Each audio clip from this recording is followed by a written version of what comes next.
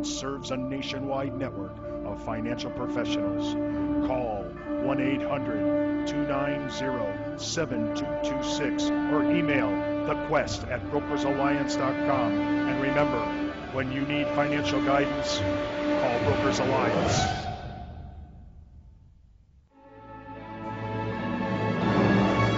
Well, welcome back to the Quest for Financial Freedom. I'm Steve Savant, your host for the Quest, and with us, of course, Ken Davis, Vice President of Advanced Markets from Bell & Associates, CPA, CFP, CLU, CHFC. I'm not making this stuff up. Highly credentialed. You can write me at the Quest at brokersalliance.com or call us on our 800 number, 800-290-7226.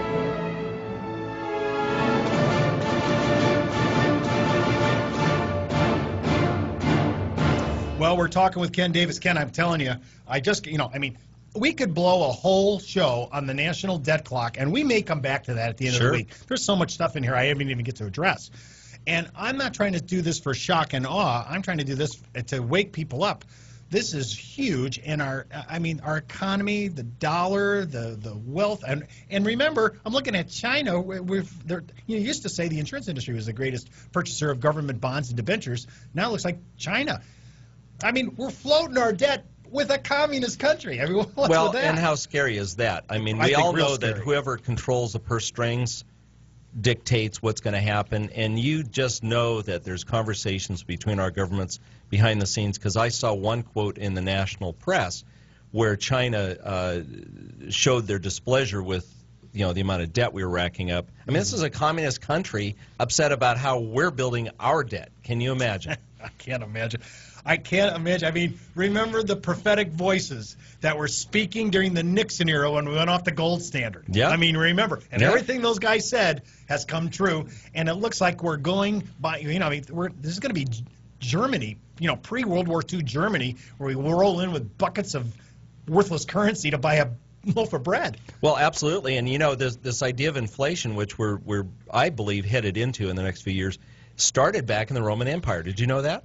I did not know. Do you know how they did it back then? I did not. Well, they used to have gold and silver coins and stuff like that. So how do you inflate that currency? It's not paper. I mean, it had real intrinsic value. Yeah. So you know what they did? No. They clipped the edges of the coins. They took shavings off the edges of the coin, and as it passed through the treasury, it got clipped and clipped and clipped, and the coins actually got smaller and smaller and smaller. That feels like my purchasing power. I'm getting clipped. Right. At least they saw some physical evidence of what the government was doing to them, that they were shaving off this money for themselves. Well, I guess we could go into buy a bar of gold and then sit there and shave it at the counter. Yeah. Here's a few shavings for my loaf of bread. Yeah. Well, who knows where we're headed? I'm looking at our tax brackets, which, by the way, I want to make sure everybody understands this is this phrase called blended tax brackets, right? It's a progressive tax. It's a blended tax.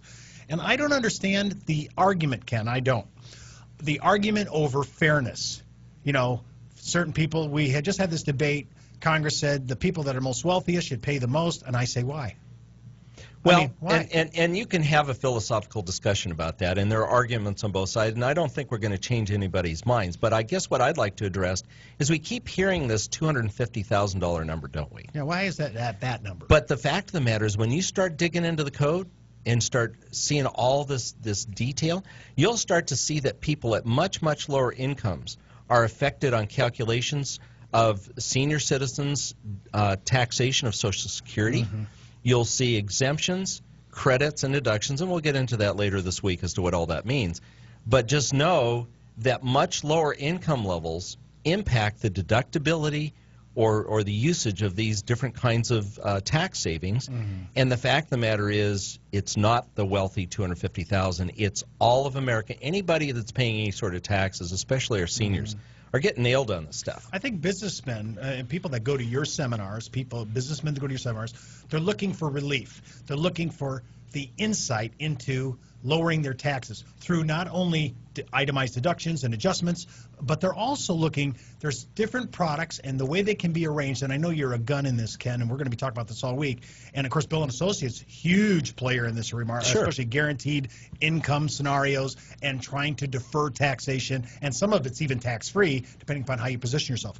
I'm looking at blended tax brackets today, and right now, I can see how high up the food chain we are. We're almost at 30, and remember, not state. I'm just talking 39%. It seems we're right up there, close to that ceiling. But when I look about federal tax tables, I also have to start incorporating, well, what actually causes taxation? What three forms of income are there? And I wanted you to talk about it a little bit here, because really, when I think about it, I always can get the ordinary income issues. You know, my salary is paid by ordinary income tax. Yep. My bank interest is paid ordinary income tax. But then there's and what that means is that income is taxable. It's subject to the highest tax bracket. The ones that we're talking about, these blended rates. But then there's this other stuff that's called the different. It's like capital gains and losses, where I'm using dividends and interest and royalty income, and I can assign capital gains and losses to that at a lesser, or not as a punitive, I guess I would say, tax bracket, right? Sure. I mean, the capital gains rate is about 15%, and that's what you hear all the time. But remember that other things impact taxation. And the capital gains, let's say I bought something for $5,000 and sold it for $7,000. I'd have a $2,000 capital gain if the asset I had was a capital asset. So you'd think, well, gee, only 7,000 times 15% would be included in my income. That's a pretty good deal. Right? I mean, but the fact is, no, that's the tax bracket. That's not what goes into your tax return on the front page. The full 7,000 goes through to the front page. And why that's important is because there's this other calculation down at the bottom of page 1 called adjusted gross income. And that number is utilized for a whole bunch of things. And you know what the surprising thing is, Steve? It's not just taxes now, but our poor seniors' Medicare Part B premiums for their Medicare insurance is actually impacted by the adjusted gross income on their tax return. In fact, it's worse than that. But from capital gain, though? Yeah, capital gain actually flows through. Yeah, you're telling me. So I thought I was okay. 15% capital gain treatment, but now that income is now affecting my Social Security benefits if I'm a senior taking my That's right. That 15% rate doesn't come up until the second page of the return, where they divide it out and apply the 15%. That full $7,000, I guess it was $2,000 of gain, would flow into the front page of that return, would be an AGI, and would set the calculation of deductions, credits, exemptions, and for seniors, the taxability of their Social Security income they worked all their life for. I can't believe it. I mean, I wonder how many of our clients, how many of our advisors, remember, we have over 250,000 advisors that this show is distributed to across our nationwide network.